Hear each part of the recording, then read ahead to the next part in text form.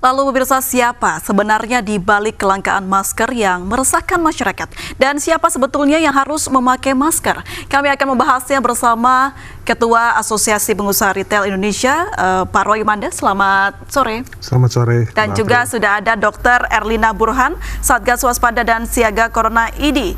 Selamat sore, Dr. Erlina. Selamat sore, Apri. Baik, Ibu. Saya pertama akan bertanya dulu kepada Pak Roy. Ya. Pak Roy, ini melihat kelangkaan masker yang ada di Indonesia, apakah betul stoknya langka, Pak? Ya, tentunya kembali lagi bahwa ini terjadi kelangkaan itu sebenarnya karena memang ada satu akibat. Jadi sebab itu akibatnya itu memang jelas bahwa adanya virus corona COVID-19 ini yang secara global dan baru 2 hari yang lalu diumumkan di Indonesia.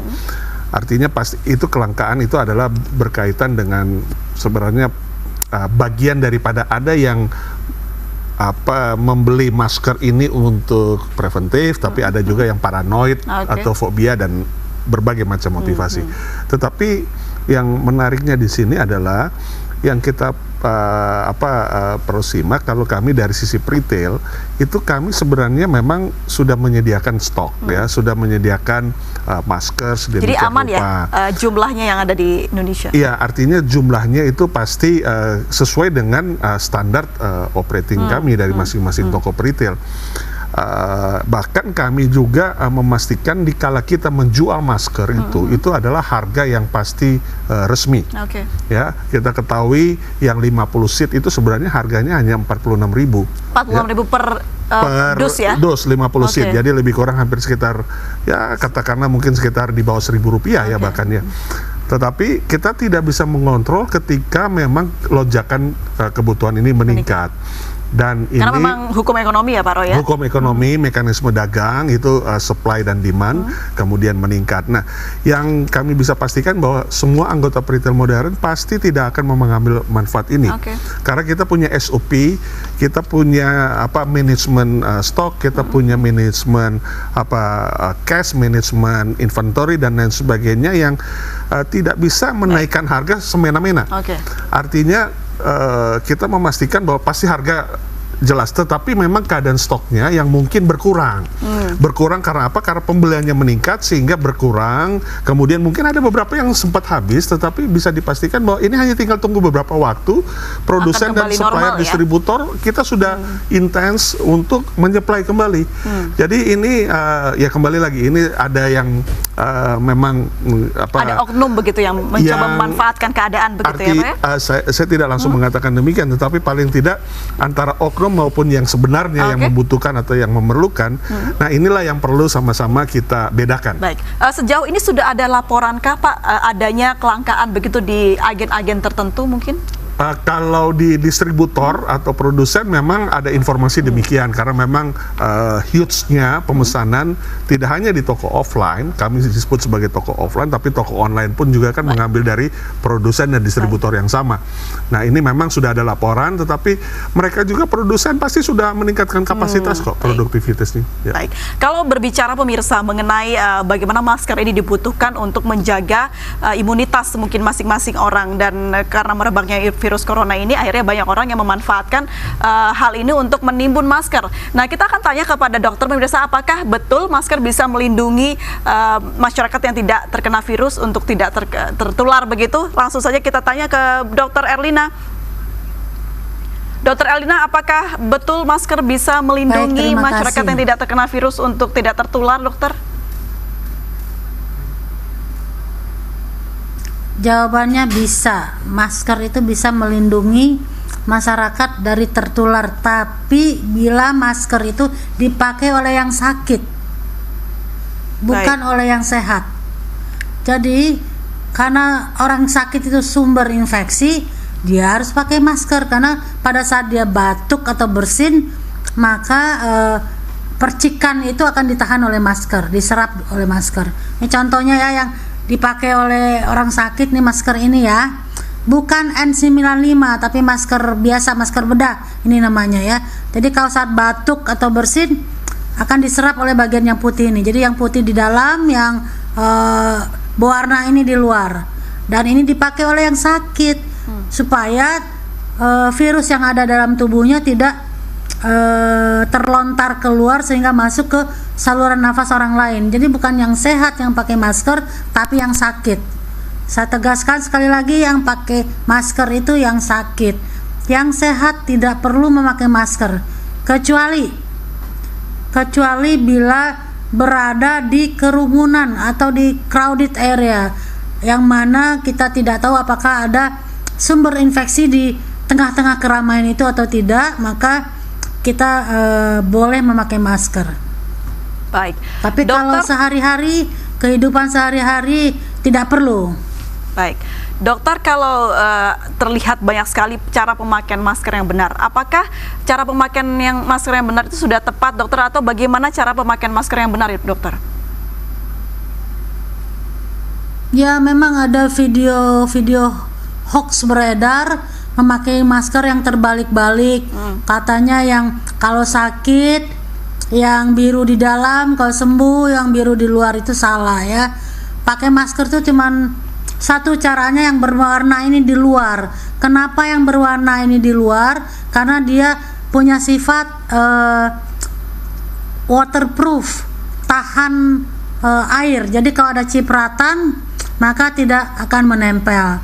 Bagian dalamnya dibuat yang putih ini supaya ini fungsinya untuk menyerap. Jadi kalau batuk atau bersin yang mengeluarkan percikan itu akan terserap di sini.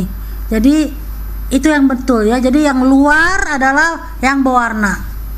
Baik, dokter, kalau kita lihat banyak sekali masker-masker yang berwarna-warni, dokter, yang sudah banyak dijual di pasaran. Apakah ini juga bisa digunakan, dokter?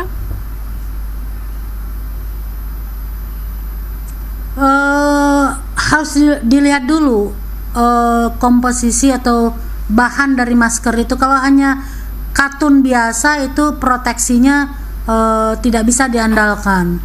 Kalau ini kan ada 3 lapis nih yang menyerap, di tengah ada filter, dan di dalam yang di luar ini adalah yang tahan air ya, waterproof. Kalau yang katun biasa, biasanya itu tebal, kain biasa itu mungkin menyerap saja, tapi karena yang luar dan dalamnya sama, tidak bisa menghalangi percikan untuk tidak menempel.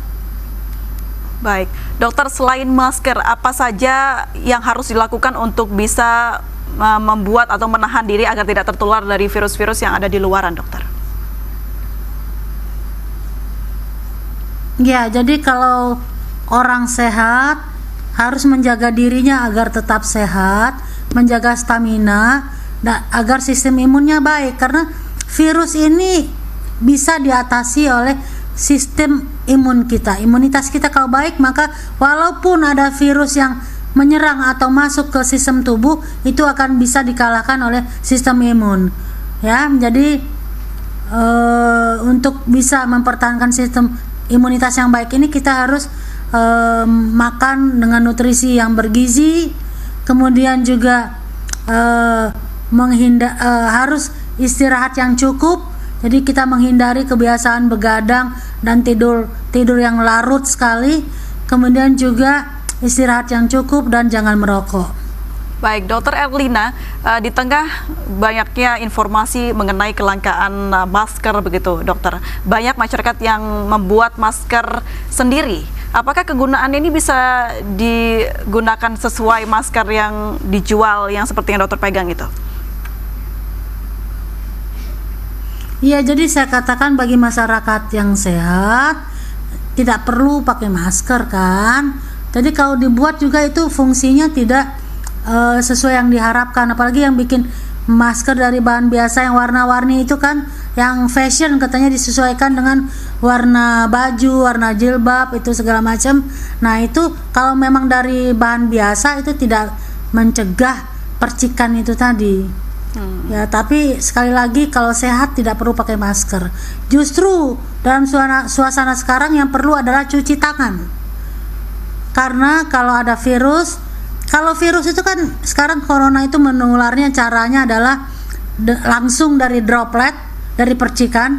Kalau itu biasanya perlu interaksi yang dekat. Baik. antara orang sehat dengan orang yang sakit atau sebagai sumber infeksi. Itu satu. Nah, itu makanya yang sakit pakai masker. Oke. Nah, ada satu lagi transmisi atau penyebaran tidak langsung, itu dari tangan. Kalau tangan kita tercemar, jadi misalnya nih ada orang batuk atau bersin, orang itu kebetulan ada virus di dalam saluran nafasnya, tapi tidak ada orang lain, maka droplet itu, percikan itu mungkin ada di meja saya ini nih atau di kursi ya. Kemudian ada orang lain lewat memegang permukaan yang sama, maka tangannya akan tercemar oleh virus. Berarti, ya. Dok? Nah, cara yang paling mudah adalah jangan menyentuh-nyentuh wajah, hidung, mulut dan lain-lain atau gosok-gosok mata kalau tangannya belum dicuci. Jadi cara yang paling mudah dan murah adalah mencuci tangan dengan teratur.